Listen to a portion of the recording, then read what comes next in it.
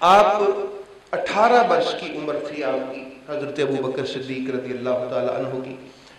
آپ میرے محبوب کے ساتھ سفر تجارت کے لیے تشریف لے کے جا رہے تھے، تو راستے میں آپ ایک جگہ پہ تشریف فرما ہوئے تو نبی کریم علیہ الصلوۃ والسلام ایک بیری کے درخت کے نیچے بیٹھے، تو وہاں جو عیسائیوں کا ایک گرجا تھا یا جو بھی آپ اس کو ٹیمپل تھا، اس کو وہ وہاں ان کی عبادت گاہ تھی، تو ان کا جو عالم تھا راہب، اس نے حضرت ابو بکر صدیق کو بلا کے کہا کہ یہ کون ہے؟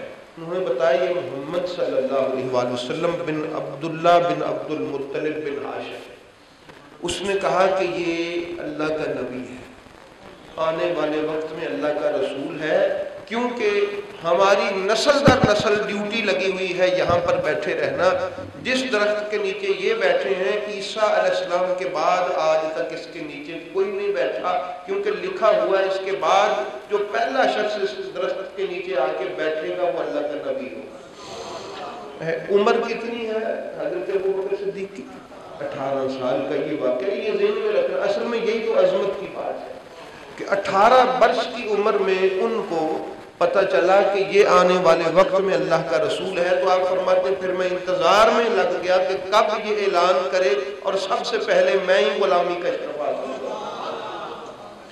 تب سے آپ انتظار میں تھے۔ اور بھی بہت سارے واقعات ہیں آپ کے قبول اسلام کے حوالے سے۔ ایک آپ خود بھی ارشاد فرماتے ہیں، آپ فرماتے ہیں کہ میں ایک دن ایک درخت کے نیچے بیٹھا ہوا تھا، ایک شاخ اس کی ٹہنی جھکی اور جھک کے میرے کان کے قریب آ گئی، اور اس درخت کی ٹہنی نے میرے ساتھ باتیں کی۔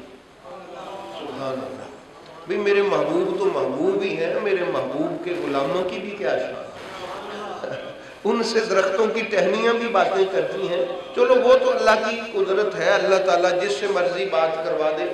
تو قربان تو ان کی سماعت پر بھی ہے، جانے کو دل کرتا ہے کہ یہ جو درختوں کی باتیں جانتے بھی ہیں اور سمجھتے بھی ہیں، جن کو اللہ نے یہ شان عطا فرمائی۔ اس نے کہا کہ آپ کے شہر میں نام لیا نبی کریم صلی اللہ علیہ وآلہ وسلم کا، فرمایا تو انہوں نے پہلے رسول کا کہا کہ ایک رسول آنے والا ہے۔ میں نے کہا کہ وہ کون ہے؟ کہا محمد بن عبداللہ۔ تو میں نے اس درخت سے کہا وہ تو میرے حبیب ہیں، وہ تو میرے دوست ہیں۔ تو کہا کہ جب وہ اعلان نبوت فرمائے ہو سکتا ہے میں نہ سن سکوں، لیکن اگر پھر کبھی یہاں سے گزروں جس طرح آج تجھے توفیق ملی ہے اسی طرح بتانا تاکہ میں شرف غلامی میں اولیت حاصل کر سکوں۔ وہی ایک اپنے اسلام لانے کا یہ بھی واقعہ بیان کرتے، اور بھی بہت سارے واقعات ہیں نبی کریم صلی اللہ تعالی علیہ وآلہ وسلم کے اس پاک صحابی کے کہ جن کے اسلام لانے میں وہ سال ہا سال سے منتظر تھے، سال ہا سال سے منتظر تھے کہ کب میرے محبوب اعلان نبوت فرمائیں اور کب میں آگے ہاتھ کر کے اپنی غلامی کا شرف حاصل کروں۔ بہرحال جتنے بھی واقعات ہیں ان سب کا نتیجہ یہی ہے کہ جنہوں نے میرے محبوب کریم صلی اللہ علیہ وآلہ وسلم کے دروازے کے باہر سب سے پہلے اعلان اظہار ایمان کیا اور اعلان اسلام کیا، وہ جناب حضرت تاجدار صداقت حضرت ابو بکر صدیق ہے۔ تو یہ کوئی چھوٹا شرف نہیں ہے۔ ہمیں کتنے لوگ ایسے ملتے ہیں بڑی فخر سے بتاتے ہیں سب سے پہلے جی ہم فلاں بزرگوں کے ہم مرید ہوئے تھے فلاں گاؤں۔ تو یہ آج کسی ولی کے دامن سے وابستہ ہونے میں اتنا فخر کیا جاتا ہے۔ ابو بکر صدیق سب سے پہلے جن کے دامن سے وابستہ ہوئے وہ امام الانبیاء ہیں، وہ خاتم المرسلین ہے۔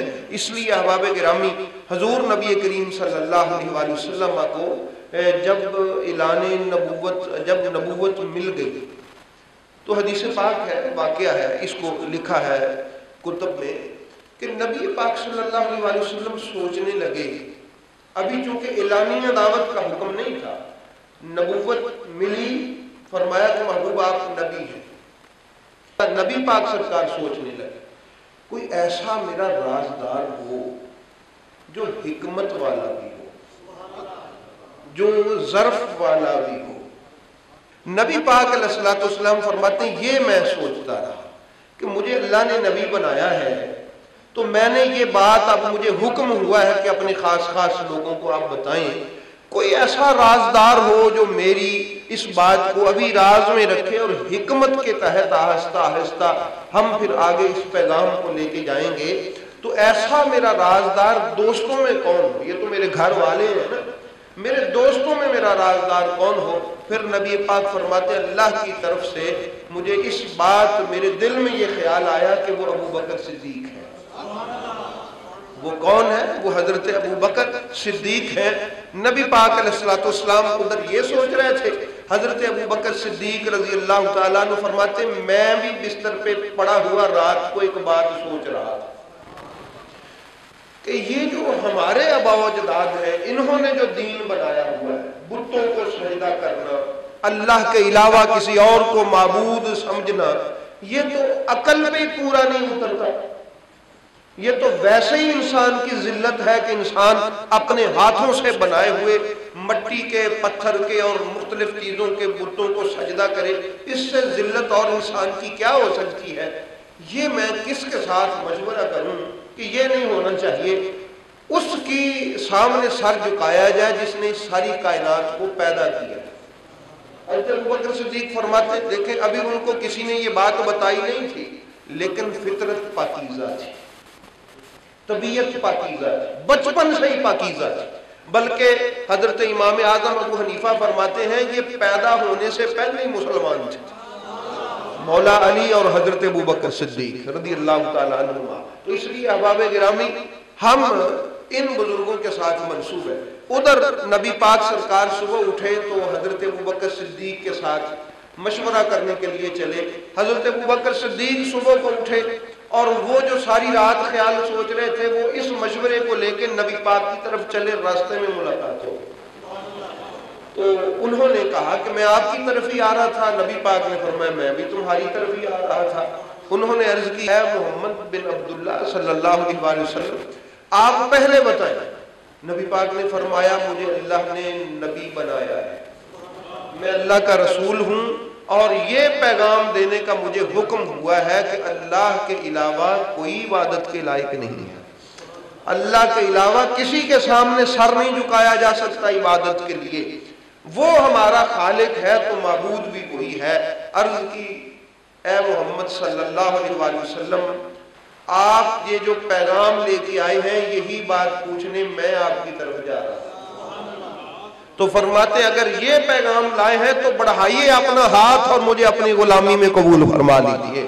اور میں کہتا ہوں کیسے وہ خوش بخت لوگ تھے کہ ہم کہتے ہیں اشہد ان محمد رسول اللہ، یہ وہی خوش بخت تھے جو سامنے کھڑا کر کے کہا کرتے تھے لا الہ الا اللہ و اشہد انک رسول اللہ، ہم گواہی دیتے ہیں کہ تو اللہ کا رسول ہے۔ اس لیے احباب گرامی یہ شان اللہ نے ان کو عطا فرمائی۔ اس لیے اللہ پاک اپنے محبوب کریم صلی اللہ تعالیٰ علیہ وآلہ وسلم کا صدقہ ہمیں ان کی یہ جو اولیت والی عزت ہے اللہ پاک ہمارے دلوں میں اسی طرح راسخ